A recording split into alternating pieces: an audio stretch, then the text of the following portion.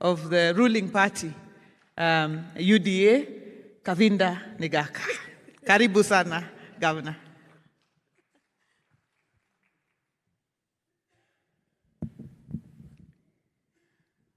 Thank you very much. All protocols observed. God is good, and all the time. To the family of Mama Phoebe, Caesar, your siblings, all the relatives, I'm here on my own behalf and on behalf of the people of Embu and the ruling party to say pole for the loss of your mom. Mama Phoebe Asio is known to any woman who's been in politics in Kenya. She's a very big person, just in case you didn't know, but she was also the most humble and graceful woman leader I ever knew.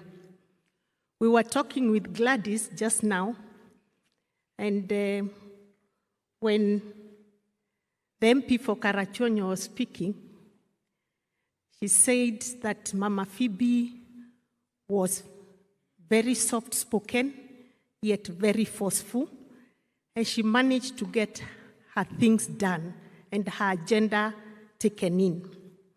Then I told Gladys, maybe that's the only thing we never managed to get from her, because some of us are very loud.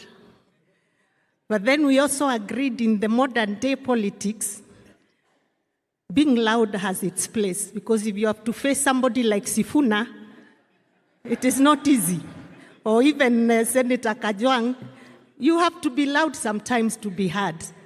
But all the same, she accepted us the way we were, and she mentored each one of us. Personally, I knew Mama Phoebe Asio when I was a little girl in primary school. And the reason I knew her is because my late father was a member of parliament with her. And I don't know what my father saw in me then, but I believe he knew why he kept telling me this. He kept telling me, I want you to be like Phoebe Asio. I want you to be like Inda Gashukia. Those are the two women MPs that he talked about that time. And you'd make me read newspapers for him while standing to see whether I can speak like a leader. And you tell me when you're reading, don't look down all the time. You must look at the people you're talking to. And little did I know that he actually wanted me to be a woman leader. And so the first time I met Mama Phoebe, I told her that story. And I told her, I want to be like you. And in 1997, I watched her live in Parliament as she moved the affirmative action motion. All women movement, young and old, we were mobilized by Professor Wanjiku Kabira and told, let's go and watch this historic moment, this historic motion. What Professor didn't tell us is that Parliament then, you could not enter Parliament, whether you're a member of Parliament or you're a visitor at the public gallery, you couldn't enter there in trousers. And so myself and Millie Odhiambo were quick to go there wearing our jeans. And the sergeant at times said, Nyinyi hamwezi ingia mkiwa hivyo. We said, why? And went up there at the public gallery.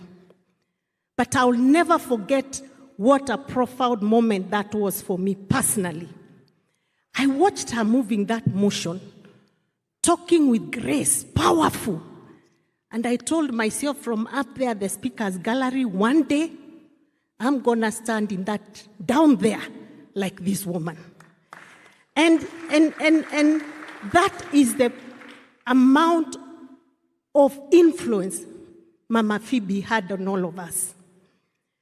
And so, when we joined politics, one day we were talking, I remember it was around the NAC time, and I was telling her how tough it is being in the field campaigning as a woman and for that matter, a young woman, and you have to face some very rough men who tell you very hard things.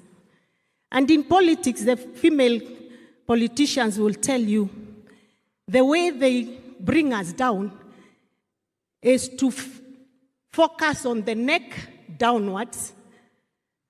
Rarely do they focus on the neck upwards. And so I explained to Mama Phoebe some of the challenges I had faced.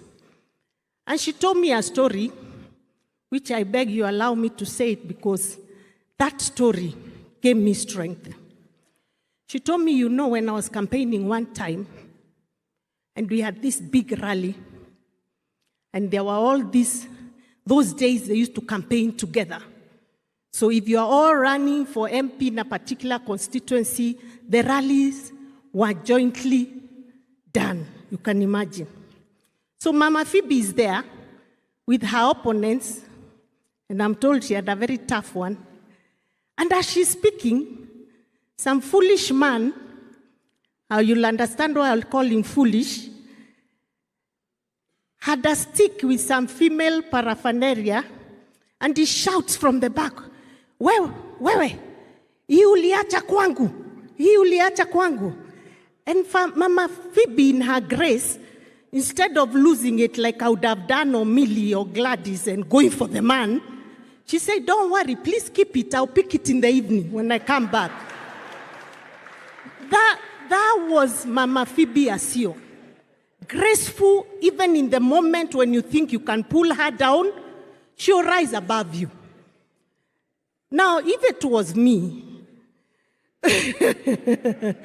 or even Millie here, angekipata, but look at how gracefully she dealt with that moment. And I think that's a lesson for all of us female politicians. When they want to pull you down, using your femininity, you show them how that doesn't matter. Throw it back at them in a soft way. And I think those are the lessons we are learning today. So I'm here to celebrate a great woman. A woman who has walked the walk with all other great women in the movement. A woman who's made me stand here as a governor of Embu County because I started as a beneficiary of affirmative action. I was a nominated member of parliament. Millie here was a nominated member of parliament. Gladys Wanga there started as a women rep, which is an affirmative action seat. I've seen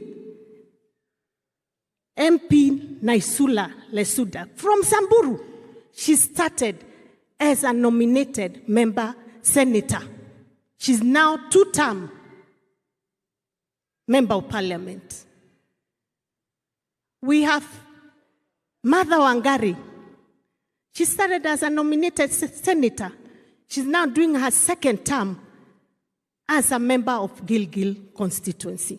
We owe it to this great and amazing woman. And for sure, her impact on all of us and those that come after us will live forever in this country. When we write our books, when we write our memoirs, she'll have a place in our books, a good place, because that's who she was, an impactful woman who, despite mentoring all of us, seeing us rise to the top, she remained graceful and very humble. May the soul of Mama Phoebe Asio truly rest in eternal peace. Thank you very much. Thank you very much, Governor Sess. Pastor Misiani will pray over all the paraphernalia and everything that comes with it. I think it's a bit too high. Yeah.